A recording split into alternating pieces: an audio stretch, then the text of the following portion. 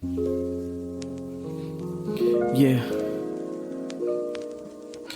just my take on things. My answer to number two. Guided discovery, identifying, challenging your beliefs, reframing your mind, negative thoughts release. Those cognitive distortions decrease until they cease. Let's go. Guided discovery, identifying, challenging your beliefs.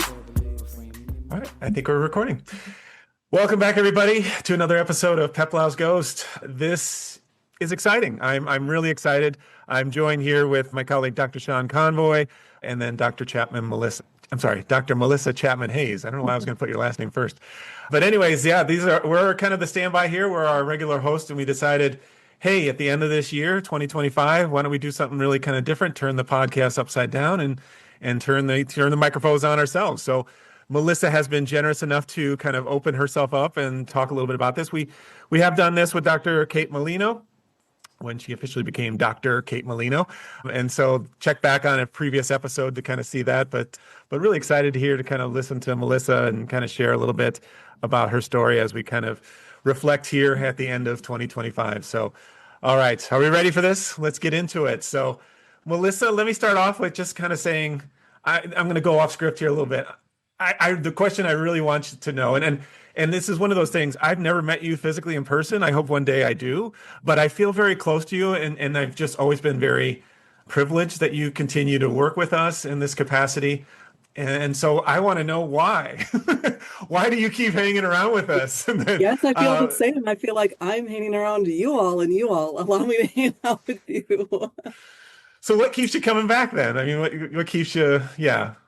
You know, I've reflected on this myself because y'all do psychotherapy and I do not. I have been and am a patient of psychotherapy, but I thought growing up, that's what I wanted to do, was to be a psychologist. And so I took every opportunity possible to explore that. And it's always hung out in my life. I have friends that are psychotherapists and friends that do all forms of counseling. And I feel like I've just always tried to stay close to it. I just think the world would be so much better if we all did psychotherapy or whatever form of therapy.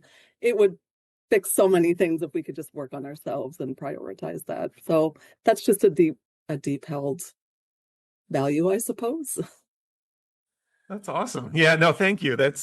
Yeah, because again, I take it for granted, and I guess this is maybe an opportunity to say that I don't take it for granted. I do appreciate you being on this podcast and continuing our other work that we're involved with too. So was there anything kind of thinking back through your life, was there a moment in which you kind of felt this draw to kind of be a part of this community and just kind of, you mentioned that you initially thought that may be, kind of the path you wanted to do. And Yeah. Was there kind of a moment that led you down that path or something that you can recall? It must have been a variety of moments. And I think just being a deeply empathetic person, always being questioning, like if there would be a situation or emotions or what, I grew up in the 80s and the 90s, and it was just a different time. Less people did therapy. And I always wanted to know why people behaved the way that they did. And I just was like endlessly hungry to find out why. And so my senior year of high school, I was one of 4 students that did this pilot program. It was a mentorship program. And I mentored under a psychologist. And I studied eating disorders and family dynamics, children of divorce. And I was able to actually sit in with some sessions. I mean, she went through all the, hoops and got permissions, but I got to sit in some group therapy and individual sessions with her and just spend time with her to get a sense of what it was like to be a psychologist. And then I just, I also had to clean out my room because my parents, didn't want all of our crap in the basement.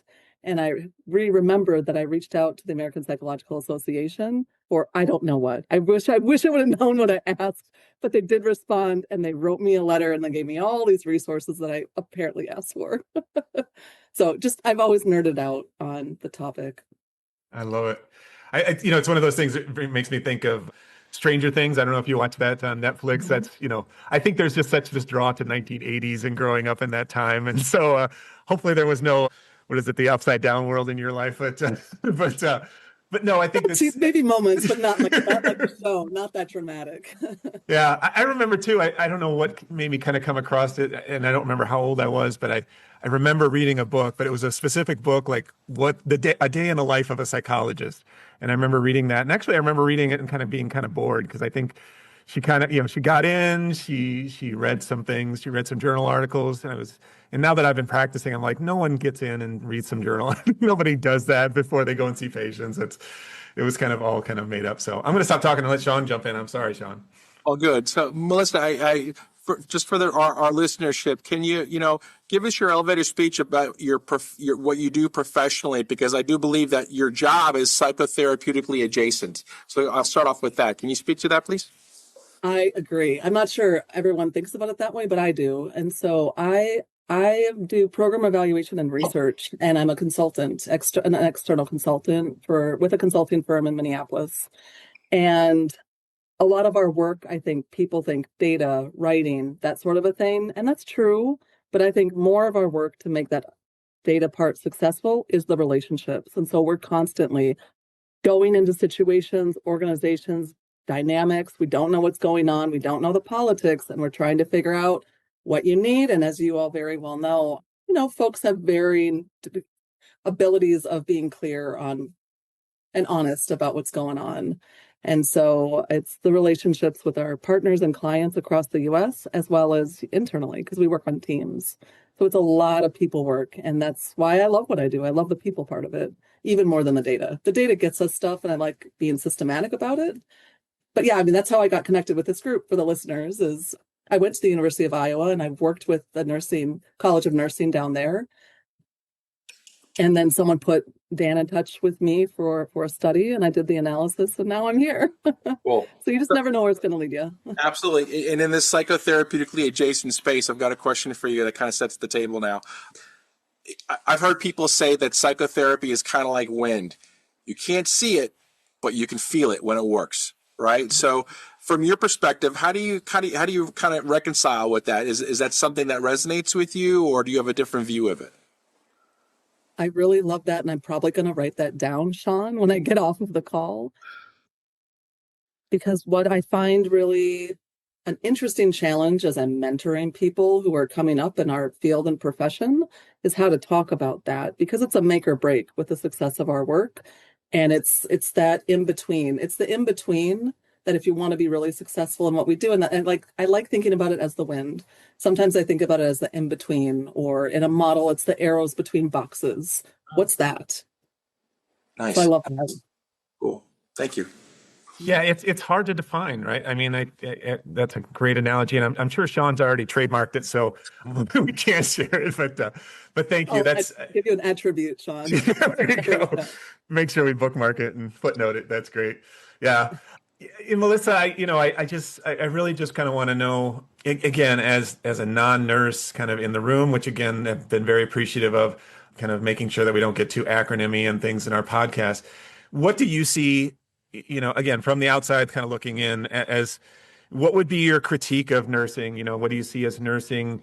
What is its strengths? What is its limitations? As far as, let's maybe focus just on psychotherapy, but kind of in your experience, where do you see nursing kind of fitting into that kind of whole world? Because again, we know that there are a lot of professions that do psychotherapy, but how do you see nursing, again, from kind of the outside looking in?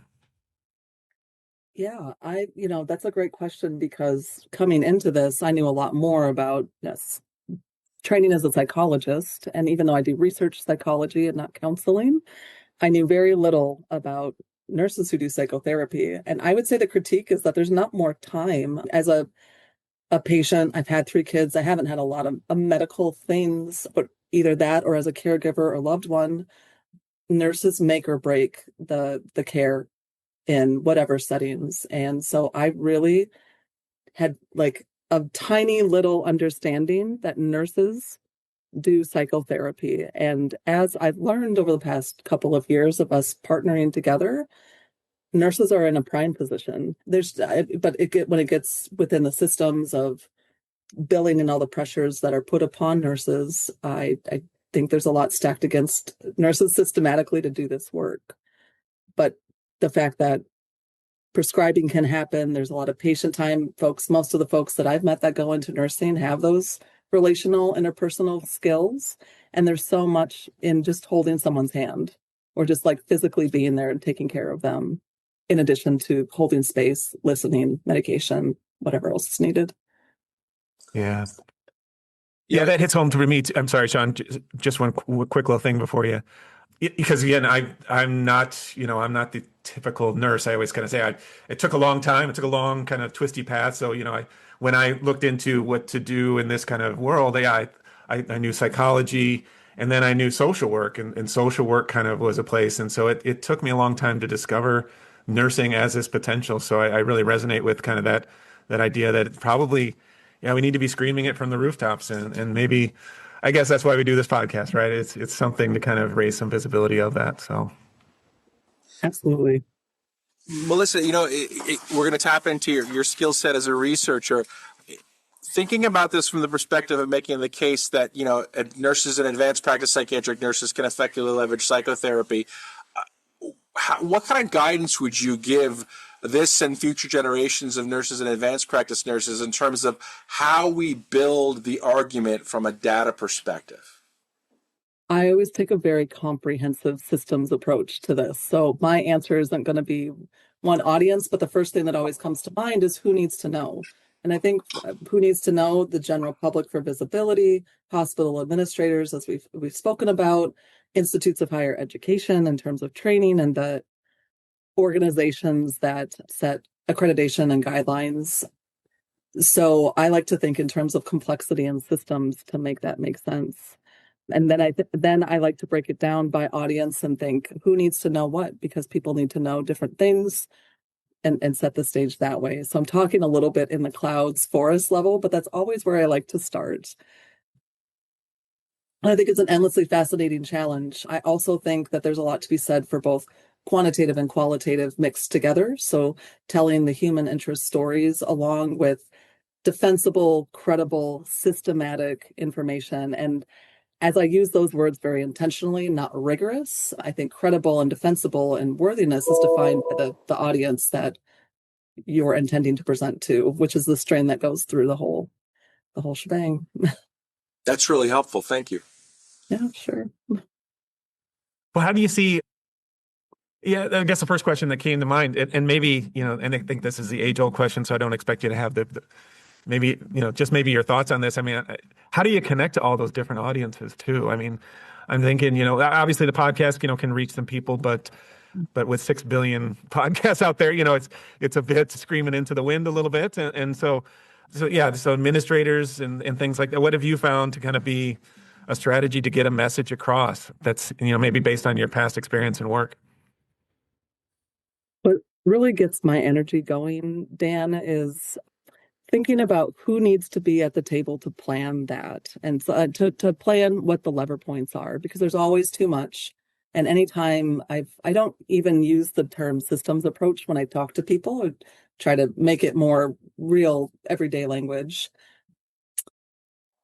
But it's like, where are those opportunities? And I think to do that, convening and facilitating conversations with very intentional group of individuals that have different perspectives that will build up to where we get kind of brainstorm what are the options, and then what's our first starting point. And then you start to make progress, because in a system, once you kind of make that ripple, there's other ripples. So the system is always changing. So and that takes time. So maybe this actually comes full circle to the first question. And why do I stay here? I'm really passionate about psychotherapy, and I personally benefited from it, even though I don't do it professionally. I've seen that with this podcast and you all and others, and it just takes time. So I think I try to be really intentional about where I spend my time and put my resources, because these things take time, generations, etc. So I hope that actually answered your question. I'm not sure. You can redirect me. No, that's perfect, because I'm gonna hearken to Hamilton, which I'm not a big play lover, but Hamilton's kind of one of those things. And one of the lines from Hamilton is, your legacy is a garden that you plant and never see grow. And I think that's that continues to strike me how, people will write about things and then it's like we discover it 20 years later. We discover it, I think, like you said, generations, these ripples take time. And I think, as maybe as a cultural kind of, not make too many cultural statements, but I mean, I think we all get frustrated with that. We want to see results fast. We want to fix problems. There's a ton of problems out there. And so it's really hard to kind of, see those sort of things. So I think people have a hard time being patient with that too. But I appreciate, and I think, as I will reflect, and I'm kind of maybe speaking a little bit so that Dr. Kate Molino can join us and catch up on our conversation, which is so happy that she was able to join us. It reminds me kind of a little bit of kind of Sean and I, our first conversation, and remember him kind of saying that, he just had a feeling that we were kind of very similar in how we think about things.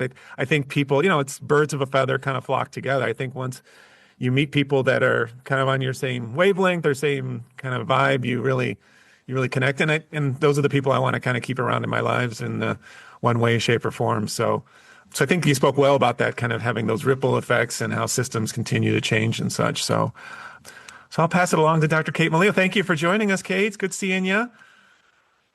Yeah. Hi, everyone. And yeah, apologies for my delayed entry into today's episode. That's great. So yeah, you know what? I'm just going to sit back and listen and I'll jump in, Super. Yeah. We've been talking a little bit. You kind of caught up and asked her kind of the most blatant question for me, which is why she keeps coming back, which again, it was great. And then we've been talking a little bit more about, data and her kind of passion with that. My next question, maybe to kind of think of, and again, Sean, I think you were thinking about the same thing that I was. Again, maybe thinking about data. What about the future of psychotherapy? I'm interested in just as a teaser, maybe for the podcast, we're going to talk to somebody who's got some AI, expertise in how that kind of applies to psychotherapy. So, where do you see that? Where do you see the future of psychotherapy and maybe technology? And do you have any kind of thoughts or perspectives on that? Maybe technology, but where my mind went first is actually, I'm trying to think, someone in my life has just got a diagnosis, one of the many diagnoses that you could get for early onset dementia. And he's a Black man. And so the treatment recommended, because he kind of screenshotted the diagnosis, ICD-10 code, and then what the treatment protocol was cognitive behavioral therapy. And so I'm like, oh, that's great. And he's like, what is this? Can you send me some resources? And so I did. But I was specifically looking for resources, not just on CBD, of which there are a bajillion, but for Black men undergoing early cognitive decline. And I did find something. So I think just reaching more specific audiences of psychotherapy kind of scares people. They might think, woo-woo, like an early episode of ours, or, penises or whatever, Freud. And I mean, that's not completely not part of it. And there's just a lot of benefits. So I just think, even though we've come a long way from the 80s and 90s, there's a long way to go to normalizing this, especially to certain groups. I mean, men in particular. I'm not all, but a lot of folks. Let's put it that way. Melissa, I was thinking when we were talking, one of the common challenges that exists in terms of effectively leveraging and benefiting from psychotherapy revolves around stigma. And as a seasoned professional who's a researcher, who's trained as a psychologist, who doesn't necessarily practice, how do you see stigma kind of being a barrier to care as it relates to psychotherapy? Sean, I was at a conference in Kansas City the other month, and I think it was the YWCA had this beautiful mural on the side of its building that said stigma is a public health crisis. And I work in public health mostly, and behavioral mental health. And we see it all the time. If there's stigma, shame, you can't even be honest with yourself to see the reality for what it is. And people live within that all the time. So there's a lot of breakdown that we have to, or not breakdown, but reaching people, which takes a lot of, again, care, compassion, and time. I know these things aren't very congruent with our modern culture. And maybe with AI, people will be more open to using AI to get some knowledge, because you can get, type something into Chat GPT or Notebook LM or whatever and kind of understand it. Maybe there's a little curiosity we can just get a little bit of light for people to explore what this could possibly do to help them. I think it's a huge issue, remains a huge issue and challenge. Yeah, it's interesting. I'm reflecting back on some research from a colleague of mine back in the early 2000s that looked at the presence of stigma within the military. And it was interesting, the results of the research, it was a qualitative research done where they did focus groups and things like that, is that, three forms of stigma. There is, senior to subordinate stigma, there's peer-related stigma, and then there's self-stigma. And the research results, though it can't be generalized beyond the Department of the Navy, were really interesting because the more actionable variable was the self-stigma, the things that we say to ourselves about ourselves that are more influential as a barrier to care than what anybody or anything actually does. So thanks for that. Well, what that reminds me of is my undergraduate thesis. I was an English psychology major with a French minor, and I didn't know what I wanted to do. I wanted to be a psychologist until I'm like, I don't know if I have good enough boundaries. I'm not sure. I'm cut out for this. But I wanted to explore, having taken a lot of English and psych classes, what psychosis looks like in literature, and then how psychology approaches it. And there's this book. I reviewed a lot of books, but one was, I think, called Fires on the Plain, and it was about war and what it does to a person who starts out as, regulated, and, there's cannibalism in it that they don't partake in, but, it's like live or by cannibalism or don't, and then basically losing his mind. So that self-stigma is really powerful. Thank you. Yeah. This is such an interesting topic. So, I'm hearing from patients or, students or other people, like in my culture, we don't talk about mental health, right? And that could be sort of like culture writ large, or that could just be like my city or my, community, like whatever. And I'm always sort of wondering, like, where is this mythical culture in which they do talk about mental health? Because I haven't really come across it, like I live in Northern California. That might be actually one of the sort of mythical places. But I'm always sort of like interested in this. And then, I'm Melissa, I've heard you talk before about how one of the things you really like about data is that it enables you to tell a story. So, one of the questions I have for you is like, do you have any thoughts on how we can use data to tell stories to break down some of this whole idea? Yeah, I love that question, Kate. And I don't know where that mythical place is. That's such a good thought question. Because I spent a lot of time growing up and being in rural communities, and it's certainly not there. But what is there are relationships, and there's moments. And I think anytime I've seen someone in any environment speak like openly, vulnerably about their experience, then they become a safer spot in normalizing talking about challenges, going through hard times, needing help, etc. And I know that's one reason that I always talk about, I'm very open about being a patient of psychotherapy and what it has done for me, and how I continue to, I'm just an open person too, so it kind of jives with who I am. But I think having more people from more communities willing to speak up about their experience would do a whole lot, because every data point is a person, it's a story. It's not disconnected from it. It's somebody's part of their story. It's so cool you mentioned. I'm thinking, I loved Kate's question. It brings me back to a memory I had when I was in the military. This was at the peak of the global war on terror, and we were having some significant problems with Marines not being willing to actually go to mental health to get care. And the one-star general who was in charge of the base literally went to the clinic and sat down 3 days a week and had conversations with the Marines to soften their view of it. It shows you how leadership sometimes can shape behavior of subordinate people.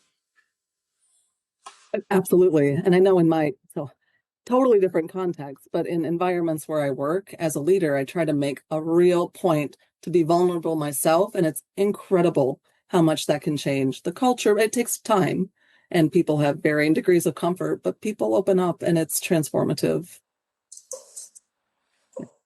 That's inspiring. Yeah. Yeah, just kind of putting yourself out there. I loved how you kind of said each person is a data point too. I think it's one of those things that, yeah, we need to kind of, celebrate. And again, hearkening, pat our own back. But I mean, that's why we're here. I think that's why we keep plugging away on this podcast, going into year 2, and hopefully many more years ahead of us, and kind of keep doing this work. But yeah, and going back to kind of, what you said earlier about, different types of therapy and kind of focusing on different populations. I think sometimes we do a disservice in our own profession on that. It struck up in me too. We just had a conversation with a student who wants to, get some more psychotherapy experience, but specifically in trauma-focused CBT, which part of me was like, great.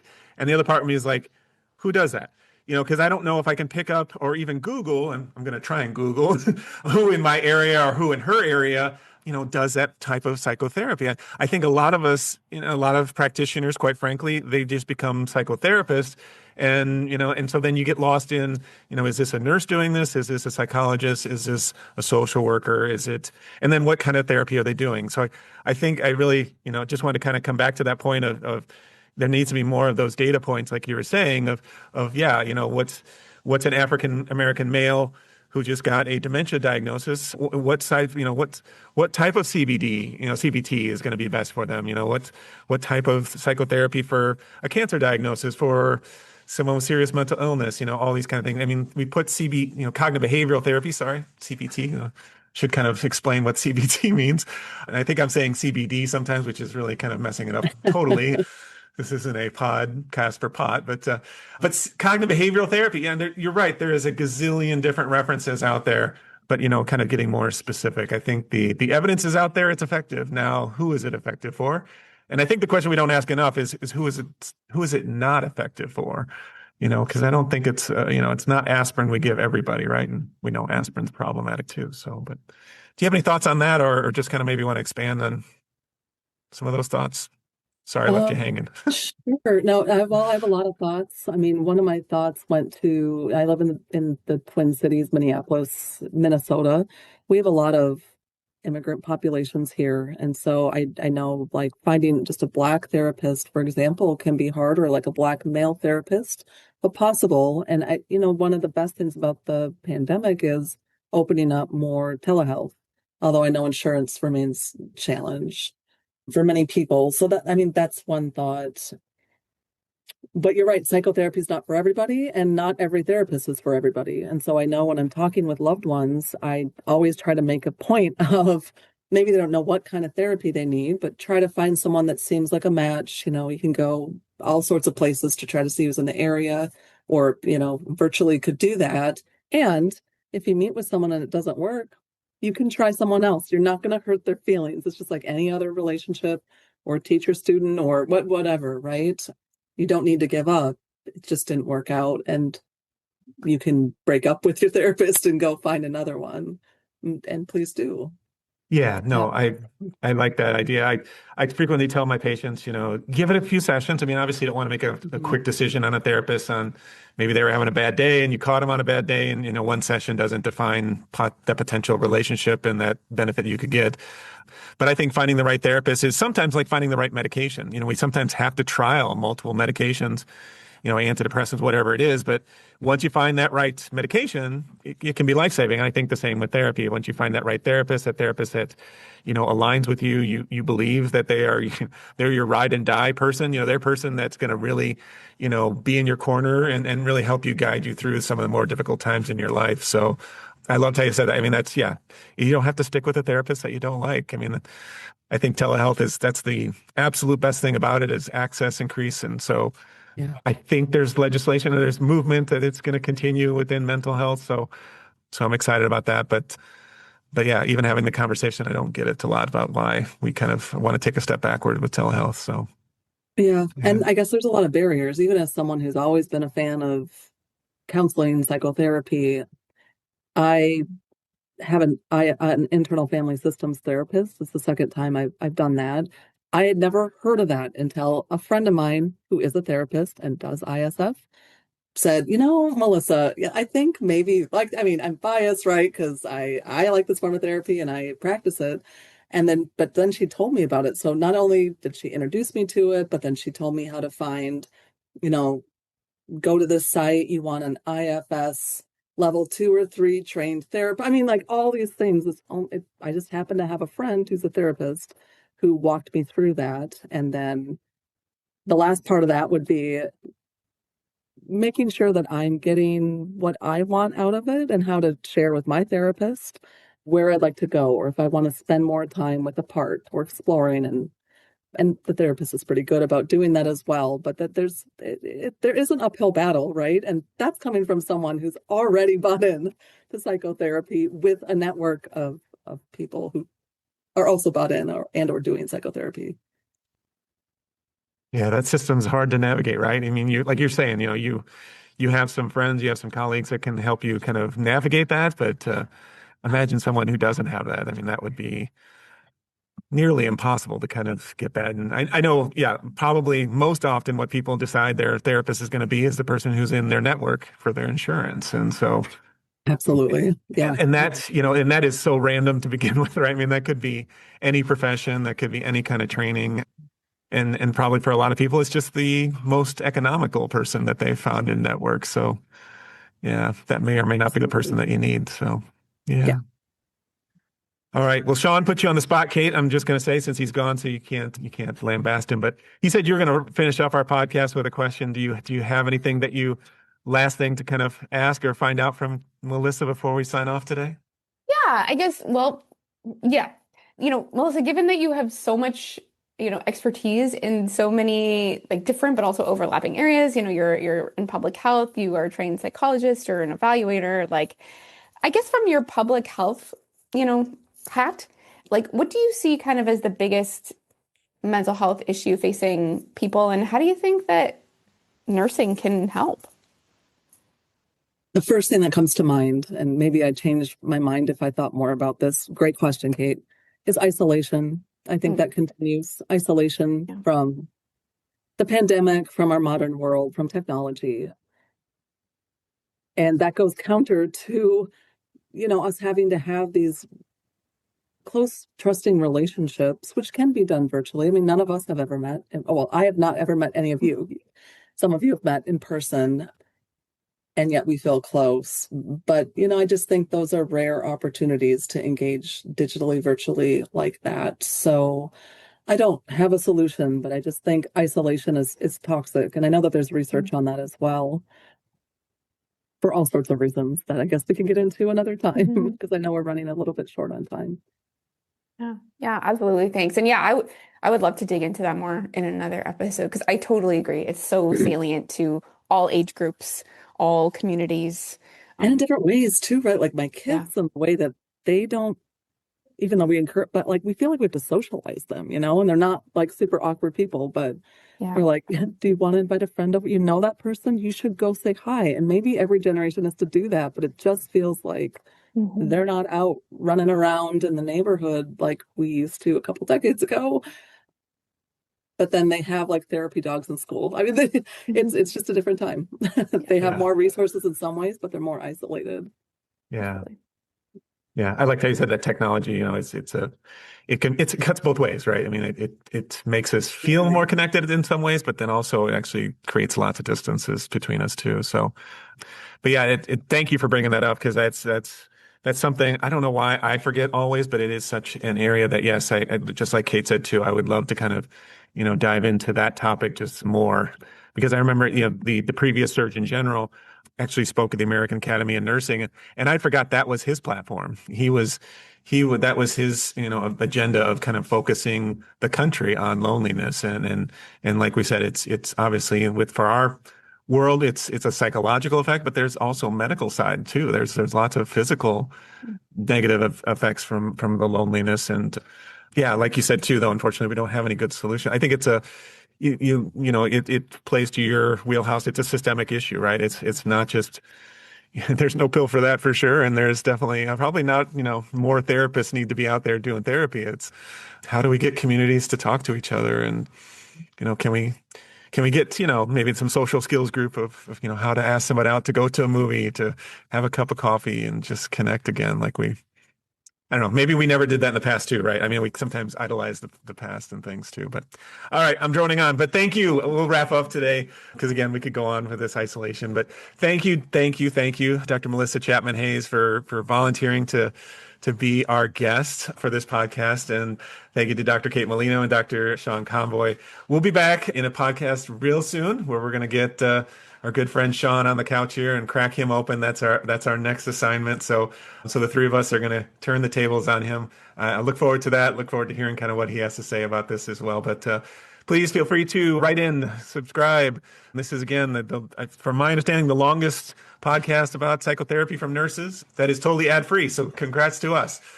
Although we would like to get paid. But, so if you have a sponsorship you want us to get in touch with, let us know too. So, all right. Thank you so much. We'll see you next time. Bye-bye. Emotional reasoning, too much salt like this, too much seasoning. They feel it, therefore it's true. Work hard until those thoughts are finally leaving, so you can be you. They feel it, therefore it's true. Work hard until those thoughts are finally leaving, so you can be you. Guided discovery. Identifying, challenging your beliefs. Reframing your mind, negative thoughts release. Let it go. These cognitive distortions decrease until they cease. Yeah, guided discovery.